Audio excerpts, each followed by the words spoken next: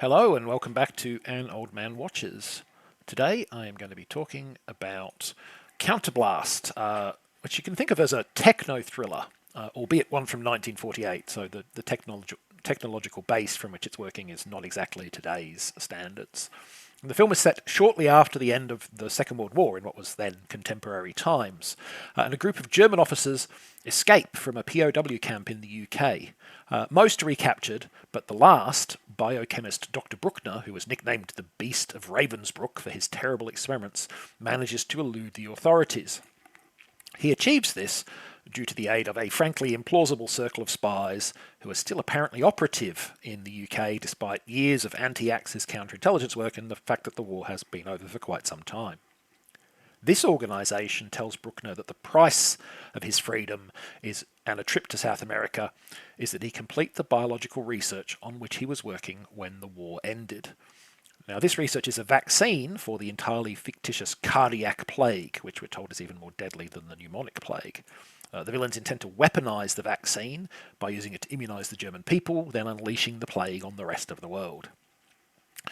Of course, Bruckner needs facilities to do his work, so he murders an English doctor named Rankin and replaces him. This man only recently returned to the UK from Australia, so it should be possible to impersonate him and make use of the facilities at his laboratory. Bruckner pulls this off with sufficient skill that he even fools a young woman who met the real Dr. Rankin when she was a child.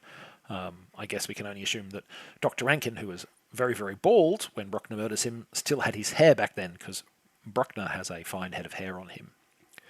However, not everyone is convinced by Bruckner's act as that young woman, and it may be only a question of time before he is discovered, which, given who he is and what he's doing, is an outcome we should probably all be hoping for. So, in 1953, 5 years after its original release, this film finally made it to US theatres under the title Devil's Plot, and the reason for the title change was to disguise the fact that the movie had already been sold to US television and could be viewed for free at home, provided, of course, that one of your local channels chose to air it. That's a bit of subterfuge of which Bruckner himself might be proud. The real question, of course, is whatever title you find it under, is this worth seeing? And my answer, you may be surprised to learn, is not the usual emphatic, of course not. Instead, it's a much more, well, maybe kind of film. There's good and there's bad, and there's a lot of just plain ridiculous in here, and whether you enjoy the movie or not will probably come down to how heavily you weigh the positives against the negatives. So, let's unpack them a little more, shall we? So the central role of Dr. Bruckner is played by Mervyn Johns. Johns was a Welsh actor who began working on stage in the 1920s, expanding to include film in the 30s, and who ultimately continued to act until 1979 when he made his final appearances in an episode of the British TV show Shoestring. So quite a career. We're talking well over 50 years. John's greatest period of success was during the Second World War. He was too old to be called up for military service, and he became a mainstay of the British film industry during the period as a consequence. He was best known for playing mild-mannered men, often with a slight air of sadness, and for his skill at quiet humour. But he was also capable of playing against type, such as when he portrayed the implacable German spy Number 23 in the 1942 film The Next of Kin. And so it is in this film as well, given he's called on to be the Beast of Ravensbrück. Getting the casting right for this role was vital, given that Bruckner is a decidedly non-heroic protagonist, and Johns proves an excellent choice. He's a convincingly ruthless villain, but he gives the monstrous Bruckner just enough humanity that you want him to rise above his own flaws.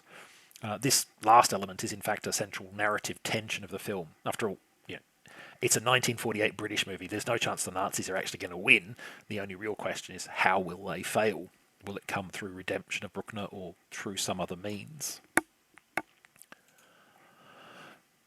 Now, all that said, this film isn't exactly short on implausible elements. I've already mentioned the impossibly efficient Nazi spy ring that assists Bruckner in his escape, which is all thoroughly unlikely. The UK's counterintelligence was highly effective in neutralising or subverting German espionage efforts throughout the war, as exemplified by the success of the misdirection plans for the Normandy invasion.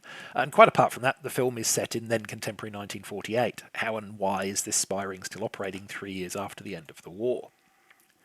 And of course, there's also Bruckner's impersonation of a man he knows little about and who looks nothing like him.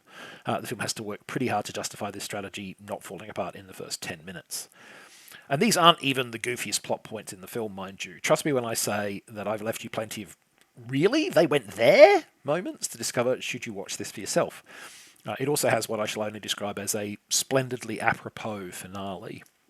But despite all these goofy elements, I didn't find the far-fetched nature of the narrative spoiled my enjoyment of the film.